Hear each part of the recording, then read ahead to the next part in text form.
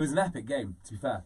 It was an unbelievable game. Had to rewatch it today to actually work out what happened. I rewatched it today, and it wasn't as good of a game as I remember it at the time, but the actual tension and the energy watching the game was huge. It wasn't an amazing spectacle, but so exciting. Brilliant. There were some huge moments throughout it, and multiple.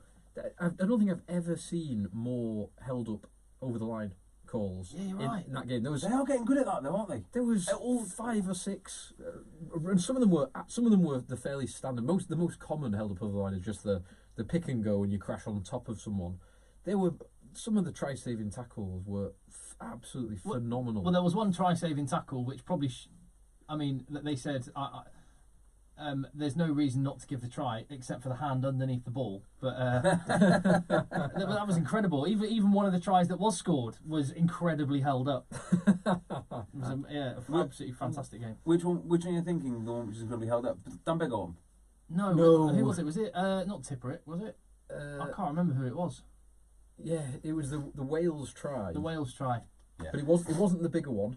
But yeah, it was because Luke Pearce. Gave a try. Decision was a try. So there's no conclusive proof that it was held up. Yes, is what they came back saying. Exactly, which did in that instance. If the question was reversed, it would have been no try. So it felt maybe a bit unsatisfactory, but overall, I think that the process, the question and answer process, or the decision on field process, it's a good system. You could tell with Luke Pearce and Wayne Barnes, who handled it really well. You could tell with the whole game really well. You could tell that they were very aware that there were lots and lots of people watching because they were over-explaining, which is great. Yeah. This is not a criticism, I think it's great. They were over-explaining for the benefit of a television audience. You could tell, which again, if you were just a casual person watching, I think that would have been something to rugby's credit. Yeah, it's something they do, because even when you're watching the Premiership action, the knowledge of the average viewer of a Premiership game on BT Sport would probably be far greater than the average viewer watching the Six Nations. But they do it in that, and it's to me, it's just to kind of make everyone aware of the decision-making process, and I think they do it very well. The English referees as well as anyone, I would say. Agreed. Yeah, and also it's hard to know whether when I said this to you, whether it was whenever I saw you last or today, but. And the questions are better now, because it used to be, what just happened was effectively the question, and now try yes or no. Yeah, they've got to make a decision and then back up the decision, which is far easier. Sorry, I'm gonna stop doing this. Are you okay, Tim? It's just my phone. When you scroll past something on your Tim, phone, it starts playing. Are you okay? I'm good. I'll put my phone down. So, what would you class that one as? France won it or Wales lost it? So. Go on, you first. The pivotal moment for me, and where Wales lost it, was the Liam Williams yellow. So the Falatau yellow, which was the culmination of multiple infringements in the red zone, and there could have been a yellow before that. There could have indeed been a yellow. I think Tim, you might have even tweeted something similar. There could have been a yellow for Wales when Wilhelms got the red. Yeah. Yes. Because there have been so many infringements in the red zone up to that point. There wasn't at that stage, but then almost immediately after there was a yellow. That was probably a needed yellow card. Or there were needed infringements to stop the what would have been multiple tries. It was multiple cynical bits of play. The Liam Williams one was so frustrating because it wasn't a needed yellow. It was 40 yards from his own try line, and he dives over a ruck. It was a stupid yellow, but that was what. If Liam Williams was on that pitch, Doolan he's not unopposed in the corner. Yeah. It's a man-on-man situation. That you can draw a direct link between that stupidity from Liam Williams, who had a brilliant game. Besides that, I thought his work in the air was amazing, but that moment of madness cost Wales the game. And it's hard to criticise a player for ostensibly just trying too hard, being too enthusiastic. But coming from grassroots level, it's not really cheating around the rucks it's the problem, it's just getting to the rucks. But it's a slightly different standard, I think, for international rugby players. The flip side is I think Wales were hard done by just before Lewis Rees-Zammit almost got that incredible try. I mean, what an almost amazing try he scored. The guy's different gravy, but just before that, I think it should have been a penalty try, yellow card to Wales on the driving maul. Hawass just came in from the side when Wales were 2 metres out from the line. I don't get how that wasn't a penalty try. I think because they were going at a rate of knots as well. You see those given. Yeah. It was just a yellow card, but not the penalty try. Wales only took 3 points from that. Yeah, they did. Instead of what would have been 7 points, which would have again changed the game. I know Wales will be pretty upset with this loss because they're getting used, aren't they, to winning. Well, just winning, however. But the performances, I don't think, have been very good. I think this has been their best, probably their best performance of the Six Nations. I thought they were very good, and yet they lost. I think it was more a testament to France, because you don't think of France as a team that stick at things, do you? Well, Phil said before the game, and I was wrong on WhatsApp, he said before the game that France need to be ahead by at least a try score. With 60 minutes on the clock, because I totally agree with you, because the reason that you say that is they've fallen off, their energy levels drop, their bench doesn't have the same impact as other countries, other sides benches do. Now it does though. But the total flip side, and it's the total opposite of their performance against England. They were out on their feet against England a week ago, and in this game they finished much stronger than Wales, and Wales are. It's certainly historically renowned for being incredibly well conditioned. Yeah, Wales are well conditioned.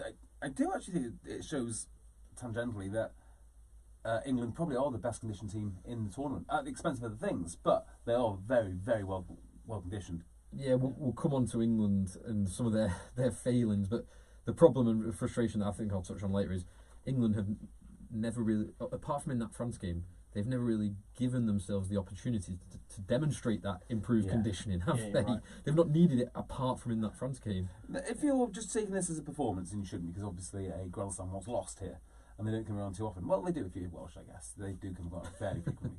But I would say I'd be happy with the performance. Like, this is the first time I've seen that team go, yeah, actually, that is quite a good team. You get a feeling that you know what they're trying to do.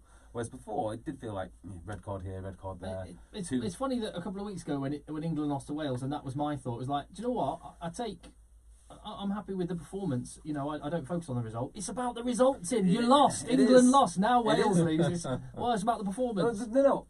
I think it is about the result. I'm thinking just objectively as a fan, I would say. At least you can see they're improving. I thought Pivot was done at the start of Six Nations.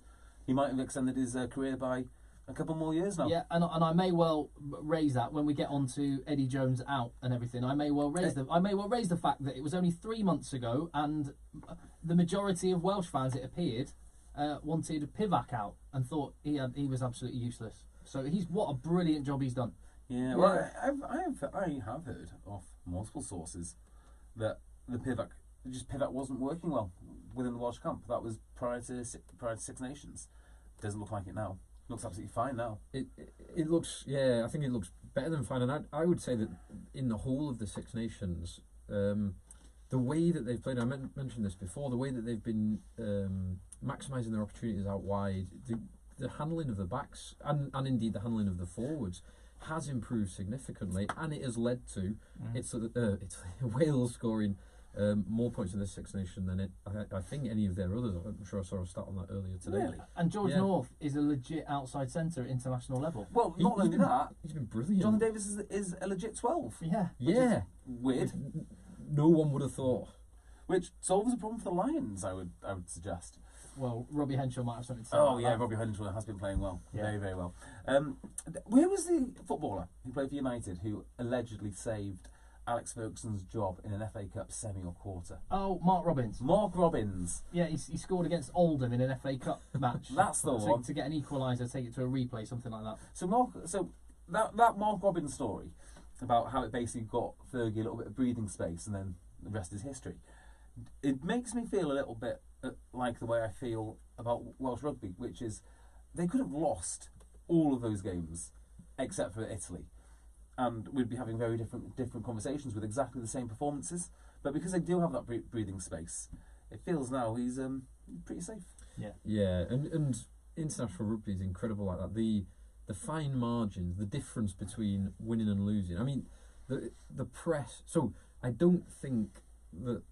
Certainly, I would hope the conversations at WRU level or IRFU or RFU level are a bit more measured than that. But certainly, if you look at the general English press last week when England beat France narrowly with a last-minute try, or a few minutes left on the clock try, albeit with a very good performance, to this week, and it's almost.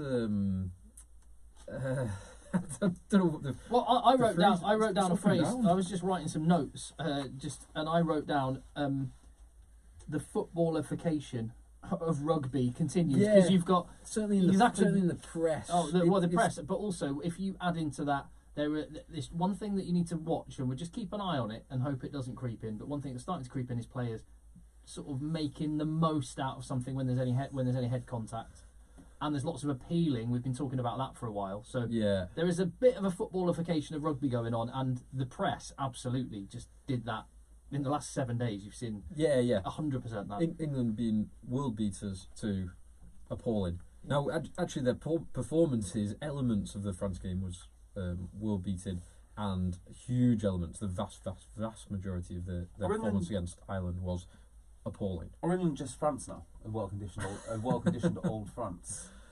Possibly, yeah. And that's the frustration that we know they can do it, they just don't do it for a couple of main reasons. I think just before we move on to England, so the situation is, as I understand it, with the game going ahead on Friday between France and Scotland. The situation is, if France win with a try bonus point and by more than 19 points, by 20 points or more points difference. I think it's 21 points that they okay. win back. But yes, yeah. Then they win the championship. So it's still at that.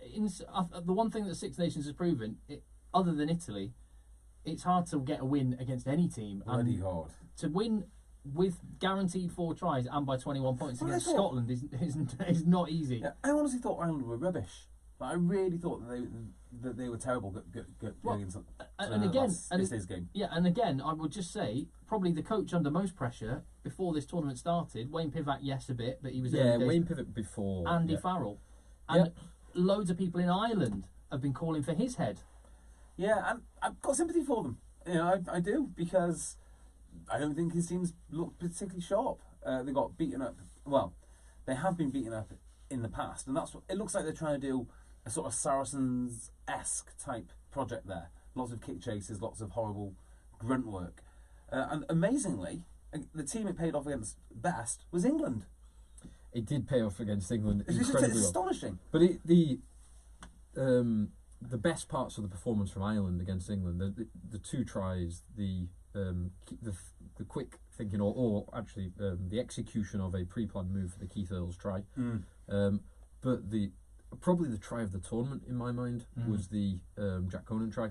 Oh, it was outstanding. Because the try is a 2-yard dive over the line, but it was the 20 odd phases from their own inside their own half pretty much to crush England time and time again and eke out the yards. Then you had the Sexton bomb, which was perfectly gathered by Hugo Keenan deep inside the 22. Spread it wide, a couple of carries later, and Conan crashes over. I think that is... So that will not get try of the tournament if, like official channels, it will be Louis Rees-Summit or Johnny Mays dive in the corner. That is the best try I've seen in the tournament. That or possibly the France one that won it against Wales. It just shows, like, you really have to think about rugby quite hard to get the answers that you're looking for. So Wales beat England not last year, but the year before. In 2019, when Wales won their most recent Grand Slam. Oh yeah, of course they won one. Yeah, not Grand Slam. They lost one game in that. Yeah, they lost to France. No, they didn't. They beat France. They must have lost to Ireland. No, they didn't. Did they get Grand Slam 2 years ago? I've actually got the table up in front of me right now. Well, they go, and that's another thing I'd say. Fine, be brilliant 2 years out from a World Cup. I'm not bothered about that. Yeah, I don't care. Well, not I don't care. That's wrong. I do care. You do care. You do massively care. I do. That was in the year of a World Cup. That's 2019. Just like the World Cup winners did, they had their Grand Slam prior to winning the World Cup, which they thought was very significant. Anyway, the point I was trying to make was this, which is that England team, when Wales faced England, I didn't think Wales had a chance. Wales was so dominant and powerful, and they just battered Ireland with this immense power game, and their line speed was ace. And the way that Wales got around that was to pick and go from the base, and you just don't. You've got to think very, very hard to come to the conclusion that the best way to beat a big, powerful team is picking around the base of the ruck. So with Saracens, sorry, not Saracens, with Ireland trying to be miniature Saracens, think, well, this will never work. But England without a game line, or England, just a team without a plan. They have nothing else. Well, that goes for most international teams without a game line. Well, some teams know they're not going to win the game line that often, and they can do things. Yeah. They can do slightly different things. Yeah, agreed. England don't do that. But England in this game, they didn't even really get the chance to win the game line because they had so few opportunities with the ball, because this game was it was punctuated by England. So Ireland were incredibly streetwise, and England were the opposite, and they were anti-streetwise. They were so brain dead right from the start, and they did what they've done in their poor performances in the autumn and this year, which is compounding errors. So the first two times that England got into Ireland's 22, once in the first half, once in the second half, they immediately gave away. In the first one, it was a free kick. In the second one, it was a penalty. Ireland get to roughly halfway. They immediately compound both of those penalties, or the free kick and penalty, with another penalty. Ireland get into their 22 and immediately compound it with another penalty, and Ireland take 3 points both times. Yeah. And it's from having a great attacking platform in Ireland's 22 to giving away 3 points both times in 2 or 3 minutes. And there wasn't consistency in so there was consistency in the stupidity, but there wasn't consistency in the mistakes. As in, there was ruck mistakes, there was crossing at the line, there was crossing out wide, there was hands in the ruck, there was accidental offside, there was scrum penalties. The scrum penalties and the scrum free kicks that England gave away were appalling. And I'm going to sound like I'm going, I told you so, but that's not my intention. I'm actually just trying to be a positive. But as I said last week, and I think now that's pretty conclusive, the impact that Paul O'Connell has had with that Ireland pack is massive. I don't know about that. Their line-out ruined Scotland last week, and their scrum ruined England this week. What does he say? Push harder. Like, what is he? What is he doing? Maybe in a glittering career, he's learnt a few tricks that he can pass on. Well, Ireland was so much more streetwise than England. Yeah. They played the referee. They earned their scrum penalties and the scrum free kicks accurately. They held England up, ball carriers up 3 or 4 times in the maul position. Ty Burn was brilliant at that. They were great over the ball. Sexton and Conor Murray did a number on the England decision makers. And let me just highlight the fact that it was very, very recent memory when people were saying Johnny Sexton's days are done. He shouldn't wear an Ireland shirt again. Well, yeah. I mean, I'm building up a picture here of Pivac out, Farrell out, Sexton out, Eddie out, and now Eddie out. Yeah, exactly. And Farrell. Don't forget Farrell. Wait, which Farrell? Oh, the junior. Junior, right? From junior. Again, I do have sympathy with people that said Sexton out. He is getting on a bit. Yeah, he is, and I don't think necessarily. Okay, 2 things. Firstly, I think 10s can play until they're extremely old, because you've got a pass and you've got a kick. I'm not sure that those two. It's not as if he's a ball carrying 8, or a sprinting winger. So those 2 things can. 8 kicks from 8 made a massive scoreboard pressure that he built up yesterday. Yeah, don't get me wrong. And also they can play for a long time because experience counts. Making good decisions counts, so on and so forth. But maybe that's why you've seen a little bit more inconsistency from him, because he has been at times this tournament pretty dull, and other times been really, really good, like he was yesterday. But it's the same as his performances have been mirrored by the team's performances. When he's getting nice front football. He's able to play a bit flatter. Yeah. It makes a huge difference. Sexton is still for me the best 10 in Ireland. Is he the best 10 in Six Nations? No. He's the best 10 in the home nations? No. Who's your best 10 in home nations? For me, Finn Russell. For me, Owen Farrell. I could go with Farrell at 10. I go with either of those 2. I don't Finn think Russell hasn't had a great tournament. I don't think by his standards. I think Bigger's the man. Bigger I love. It's been interesting to see how Pivac has used Sheedy though, because I love Bigger. I think he's amazing. But Pivac has used Sheedy more than I thought he would when you've got such a good and such an experienced starting. I always feel like Owen Farrell is always trying to channel his inner Bigger when he's doing well. He often is. He tries to channel his inner Butch James. So can I just I'll give you a quote, which I want to know what you think. So Stuart Barnes said, "Right, that's it, Eddie, you've got to go." That was him in the Times today. But you remember, Stuart Barnes is the man who everyone thinks is so educated and so clever, and is also the man that called for a minor natural disaster to hit Japan during the World Cup to highlight climate change. So I don't always listen to what he says. Wow. And then this is a quote. Stephen Jones, quote: "England, with the most resources and most players, with the best proving ground of rugby clubs of club rugby anywhere in the world, have failed if they do not win the Grand Slam." Stephen Jones says, quote, "England fail if they do not win the Grand Slam." I just think I was going to say that's arrogance, but he's not even English. But that if he was English, that would be the peak of arrogance. But hang on a minute. He's not wrong, is he? Yeah, he is. Because winning the Grand Slam is just look at how many times it's happened through the years. It's unbelievably Wales hard. with their squad from like a 50 square mile patch of Wales, won what 4 of them? Well, recent the good news about that is you only need 50 or 23 good players. There is that. Now I would say those two guys. I'll deal with the merits of the comments rather than the individuals and say I'm not trying to play the man. I have a subscription for the Times, and that's the only one I read. And I'd say that they're both right on this. They are both right. You've got the most resources. You've got the best league. You've got a great coaching pool. Isn't it amazing to think that failed to win a Grand Slam? It's failed if you don't win a Grand Slam. It's like saying United fail if they don't win the league, or City fail if they've just got higher expectations.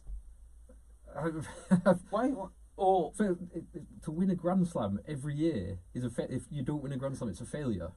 Yeah, I'd say so. I mean, so this might have been objective achieved. We've mentioned his article. Maybe this is why. Yeah, I think that should be standard. I think standard for the biggest rugby nation in the world and the richest union is to consistently win Grand Slams. Yeah, they should be winning. They should be winning games, but everyone else is trying to win. Yeah, absolutely.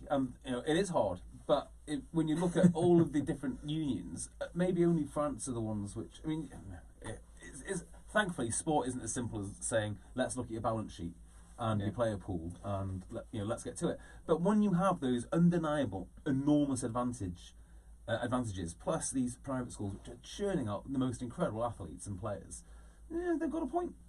But then everyone else has private schools. Yeah, the Irish system.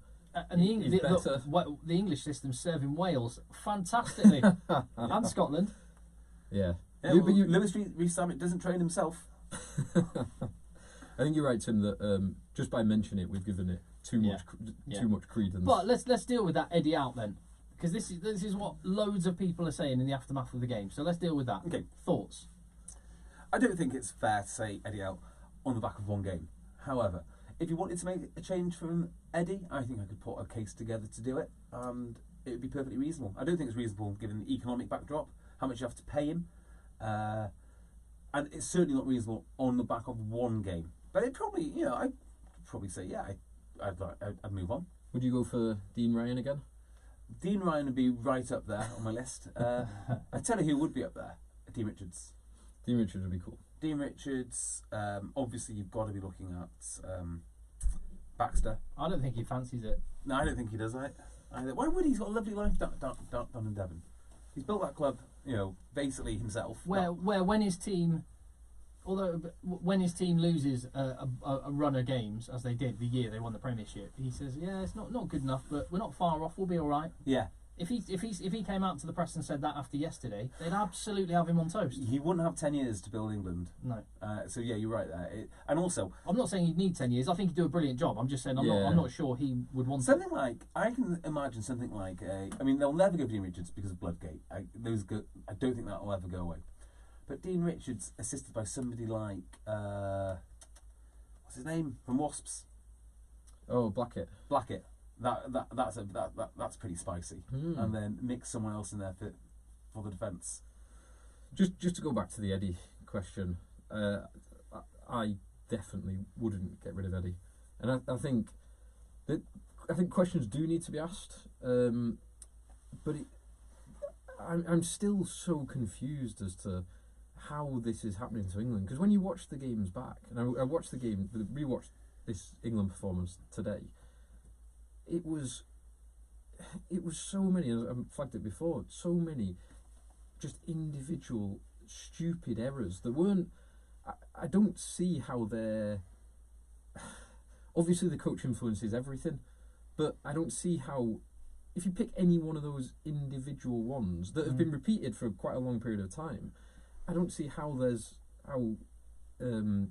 it's a coaching problem. That's the issue I have with it. But I'm so confused because we've got so much evidence of them doing it for so long, making these stupid mistakes, that maybe it is. But if you pick any individual one, you just say it's a stupid player bad decision, a player error, player bad decision, player error.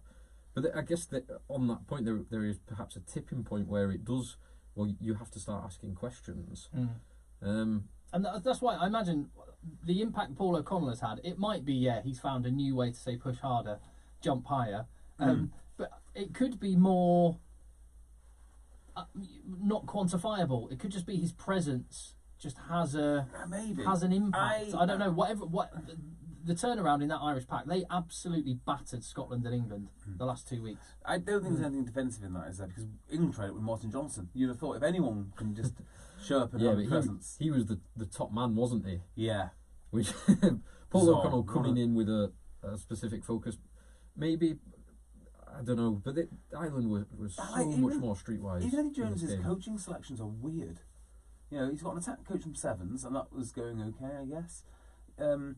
He's got the what's his name? I can't remember. I don't know. The defence coach, Simon Amor. Yeah, he may well be brilliant. This is not casting any aspersions. John Mitchell. Yeah, John Mitchell. Yeah, but I love when I've seen him with the England boys. But he's not got a great reputation around the game.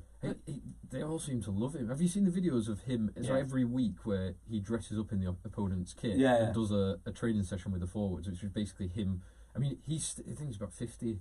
He's in good nick. He's still a big, strong boy, age 50, and he gets absolutely smashed by the boys. But the attack coach is the one that I look at and go, again, I'm not casting any aspersions. I don't know enough about Simon Amor as a 15s coach, and he did well in sevens, but he's got no 15s pedigree as a coach. or playing time, from what I can tell. Well, yeah, he was always an absolutely amazing sevens player. That was the majority of his career. But they brought in, or they tried to bring in, it was an NRL. Yeah. That's right. Jason Riles? Skills coach. Yeah, Riles, who obviously couldn't come because of COVID-19. So they brought in Andy Robinson's son, Ed, who apparently he's very good. Yeah, incredibly highly regarded, even though he's incredibly young. Where's he working? Jersey. Yeah. Well, England now. Yeah. Not bad. Yeah, but that's a temporary appointment, isn't it, for Riles coming back? So just on the whole Eddie out thing, I'll be as quick as I can, but I've looked back and I want to place where we are now in a little bit of context, which I think some people just seem to have completely forgotten. So 2016, England, Eddie Jones comes in, England batter Australia in their own backyard. Then he follows it up with a Six Nations win in 2017. He won the Six Nations in 16 as well, didn't he? 16. Yeah, so he won the Six Nations. Australia won, then won the Six Nations. Then in 2018, they finished 5th and only won 2 games out of 5. Then they went out and got absolutely pumped in South Africa. After which, and this is the bit that, because a load of people are saying, he doesn't change the squad. He's so stubborn. That's what people are saying. After they got humped in the Six Nations in 2018, pretty much the last time we saw Danny Kerr, Mike Brown, James Haskell, Chris Robshaw, Dylan Hartley. And it was when we saw players come. Who else? Those are the main guys that we saw the back of, and then he brought in Jack Willis, Ben Earl, Tom Curry, Mark Wilson, Ellis Genge, Johnny Hill, Nick Ezekwe, Brad Shields, Harry Williams, Sam Simmons, Denny Solomona, Dan Robson, Alex Lazowski, Nathan Earl, Sippers, Cam Redpath. So they had a really bad Six Nations, and everyone's saying at the moment Eddie Jones doesn't change anything. He's too stubborn. He doesn't pick on form. There was a massive turnover in his squad, and then a lot of those names I've just mentioned by the World Cup, he also picked up Willie Hines, Lewis Ludlam, Rory McConaughey, and Jack Singleton because they were players in form for their clubs, and they reached a World Cup final. So Eddie Jones does do the things which people are saying he needs to go because he doesn't do, and I think he will do it again. He will churn the squad, and we might have seen the last of a few players in the way. But who are the players that you want gone?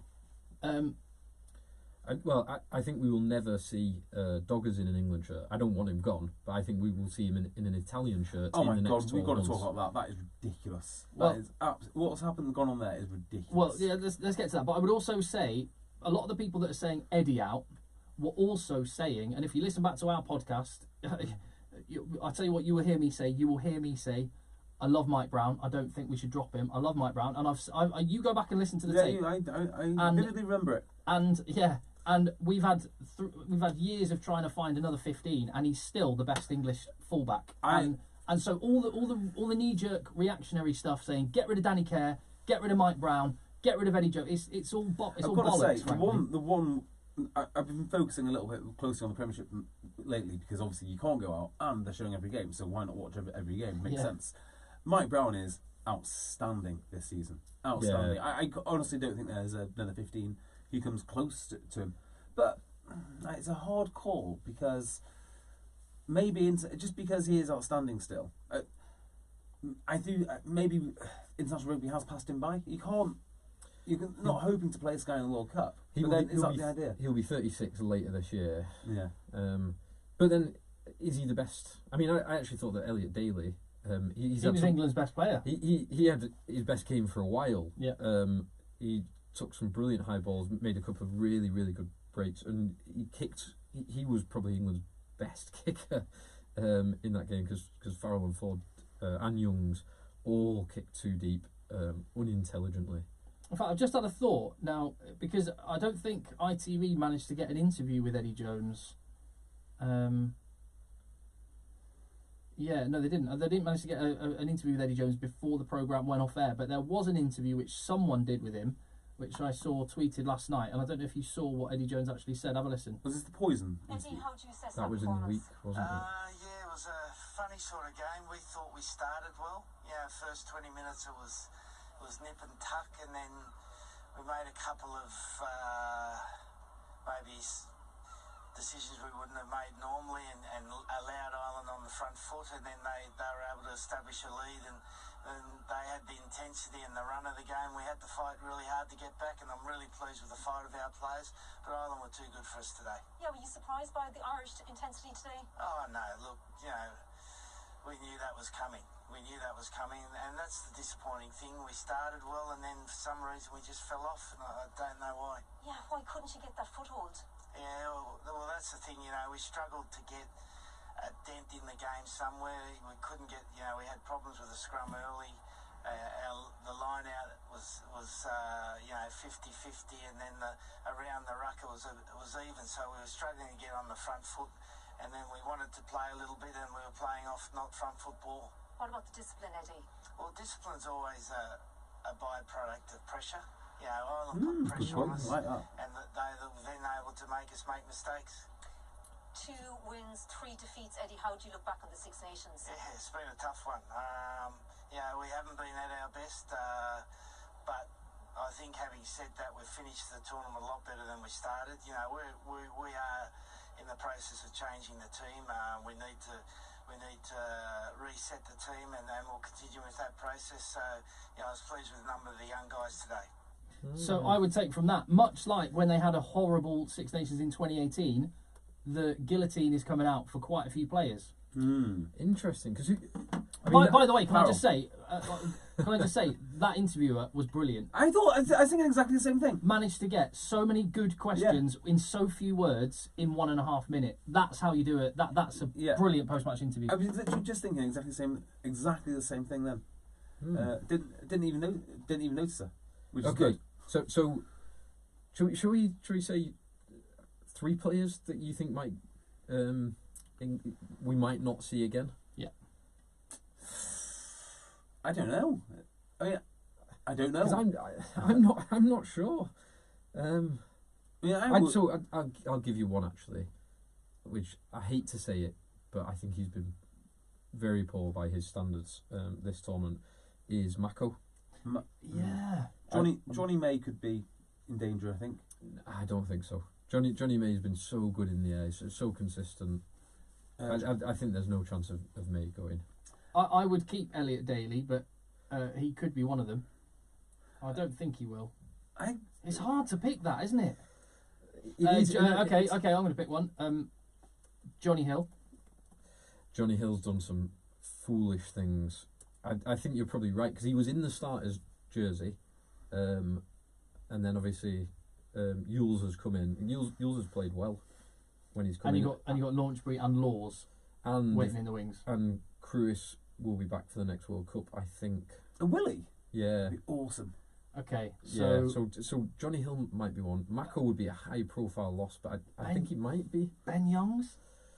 No chance. Ben Youngs has redeemed himself somewhat over this tournament. He came in as a bit of a joke, and he didn't have a good game. But he did bloody well against France. He did very well against France. Really well. Mark Wilson? Yes, quite possibly. He's not had the impact. I'm not judging the individuals here. I'm just trying to get inside Eddie's head because I really like Mark Wilson. Yeah, he's not had a great start to the Premiership, mostly through injury. He's come back in. What does Mark Wilson do? Well, he does a mixture of everything really, really well. So you'd have to really study the game, study the tape of what he's done. But I don't feel he's had quite the impact that he did when he was playing really well for England just before the World Cup. I thought some of his hits and some of his energy was superb. I thought he was the best of the three back rows on the park against Ireland. That's really hard to call because I'm just looking at the squad. And well, one of the issues is that there has been a deliberately smaller squad, as in it was only a 28-man squad this year, and they used. It was interesting how he had the shadow squad, which was really kind of like up and coming. It was an opportunity to see people that who he'd never seen before in a similar kind of environment. I don't know if either of you watched it. I can't remember what it's called these days. Next Level, I think it is. England. They used to do O2 Inside Line, but they do videos every week from inside the camp. The one this week was really, really interesting. Talking about it was England's strength and conditioning guys talking about how they make everything competitive, how they challenge things, and also talking about the data they have on guys. Awesome. So they specifically referenced George Martin, who I thought looked great when he came on, but basically saying they've got all of the training and game GPS data, they've got all the strength and conditioning data from world-class back rows. So Curry and Wilson, their numbers in the gym and their numbers for GPS are just off the charts. That's the target for George Martin. So that they almost... And it made me think about Eddie's decision-making process that he goes through to determine a test match animal. He has, and I'm not saying that this is necessarily right, but he has the data of what in his mind a international standard 6 or 7 or 12 Moneyball in it. A little bit of the Moneyball, like the data that they get is so rich and so available to only them. It's not available to anyone else in the world, because that data would be unbelievably valuable in the wrong hands. But it's just an insight into the decision-making process, which is probably something to come on to for the Doggers decision. Yes. I don't like that. I understand it, and I think that has a utility and it has a use. But rugby is a fluid game. Baseball's a very controlled game, and I think there's so many intangibles in rugby that I don't like if it's too much weight is given to that stats-driven approach. So there is an NBA executive. What is his name now? He's president of Philadelphia at the moment. He was famous for his tweet, the Hong Kong tweet. What is his name? I know the story, but I have no idea his name. Well, he is a big data guy, big data guy. And you know, if you think rugby's fluid, well, basketball is the next level fluid. Still with that said, there's fine motor skills that you do a lot. So like the number of layups you get, the number of rebounds you get. Yeah, and also that said, there is one glaring advantage that people at 7 foot have. So you know, maybe it's not, maybe it's So, but he was looking at everything from like the quickness of speed over 2 yards. That was like their key indicator. And he says every time they think they've got what they need, they find out it's completely wrong and they've got to do it all over again. In fact, the more I read of that paragraph of that book, the more I felt that nobody knows what they're doing. They're all looking for that thing, and it's just not there. Well, the point about Moneyball is, and baseball is, it's so much, the data is so much clearer in baseball because there are only ever two people on the interaction. There is the pitcher and the hitter. Whereas in rugby, any data you're getting, certainly from a game, on the like no two collisions are the same. It's always different. Darryl Morey. Yes. Well, and that's the other thing. So again, I'm not suggesting that this is how Eddie works, but if he says my back rows need to be able to have this and this in terms of miles covered, it would sort of fit with the people he's brought into the England squad, Lewis Ludlam, Ben Earl, all like people with unbelievable engines. But actually, yeah, Alex, I think what you do is someone like Alex Dombrand, he might not have that same engine, but it's the quality of the impact he has, not the quantity of meters covered. Yeah. And I think you're missing opportunities if you go And he down might that only route. it's like he might only make 2 interventions, but his 2 interventions are going to be Win you the critical game. ones. Yeah. I think Dombrand is probably the perfect example of that kind of issue because he is such a good reader of the game and reader of what's going on in front of him. So here is a measure which I want. I'm certain it's worth millions of quid. This, so I should really keep. Keep it to yourself. Oh, should I share it? Hand size or hand strength for fly half. So they should be measuring. There should be a hand strength measurement because I tell you what, Quade Cooper's hands are unbelievable, as are Sipper's. So I had wrist surgery a couple of months ago, so I'm in physio at the moment, and they have a grip strength measuring device, so you can measure the kilos of squeeze on your grip strength. I am certain that there's something in this. The best fly halves have the strongest hands. I bet what's his face? The old Carlos Spencer. I bet he's got big plates of meat. Sorry, not big plates of meat. That's feet, but big hands. What's Cockney Raymond's like for hands? I don't know. Big plates of meat. I would have said that was hands because I always think, and it doesn't matter. No. Anyway, yes. So that's millions if there's any DORs out there listening. Yeah, but that's really interesting. I will watch that video because. Again, I'm not saying that is what Eddie Jones is doing, but it would fit with his back row selections. Right. Yeah, that's kind of what I was thinking. That, and it also fits with it's like the detail behind. He's not a test match animal.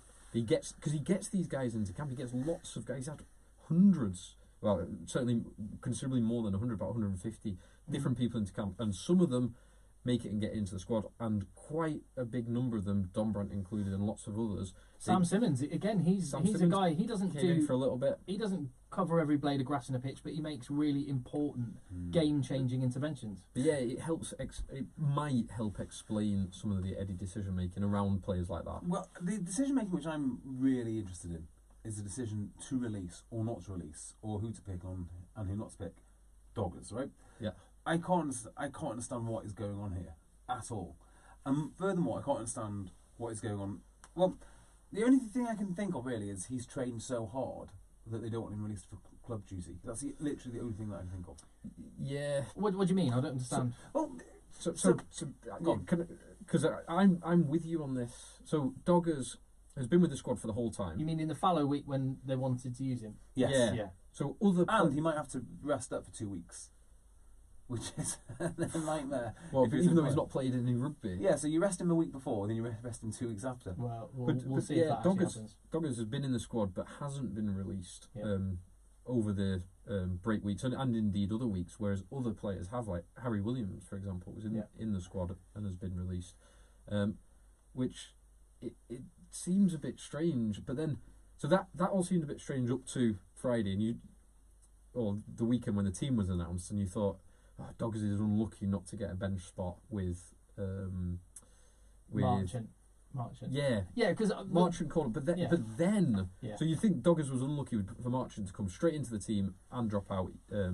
Daly to 13 because Slade's out. Yeah. But then, an hour before kick-off, when Malins goes down and apparently he got injured on Friday, so they had even more time to think about it. Was it on Friday? Well, it was only announced. Yeah, it was only announced I on the only day. saw it. Yeah, a couple of hours before kick-off.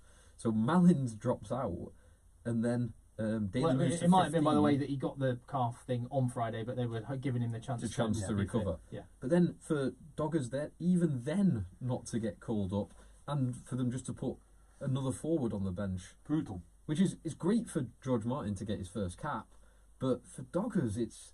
And I really think we will now see him in an Italian jersey. I think hope so. I sincerely hope so. So this is what I meant, Tim. So they've got all this data, right? And some players get released and some don't. And it's not entirely clear to me that England are communicating with the clubs particularly well. So Abano came back and played for Bath. Yeah. Okay, fine. Now, bearing in mind what Phil saw in that video with all that data, the way I imagine rugby to work, and I probably have got far too many high-minded ideals about how professional everyone is, but I imagine it to be like super up there with like, all the stats I've got and whatnot. I expect these players to come back almost like race cars with instructions. Like he's done X amount of lifting and he's done X amount of running. He's done Y amount. We think he's good to go for 30 minutes. But to not release him at all, it's actually detrimental to his whole season. Yeah, there's been no mention of injury. Yeah. Injury would be the obvious other explanation. Well, is it Occam's razor? The simplest answer is the right one usually. Yes, that's Occam's. I'd employ Occam's razor for this one, and I would have thought that Bello Abano and Harry Williams, unless there is an injury, they're not getting anywhere near the bench. Now, yes, Paolo Odoku didn't get selected, but I would say that was very much touch and go, and Eddie Jones wasn't sure if he was going to include him. I think for the France, he was genuinely thinking about Doggers on the bench. Otherwise, and I think he just wanted to give himself that option. I mean, I don't like that would be the simplest explanation. I think it's simple as a much more simple one. He's Italian qualified.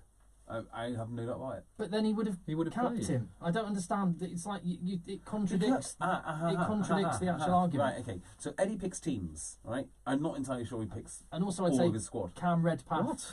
I don't think he picks all his squad. I think there's input from the RFU. I don't think that he picked Cam Redpath. I don't think he picked Cam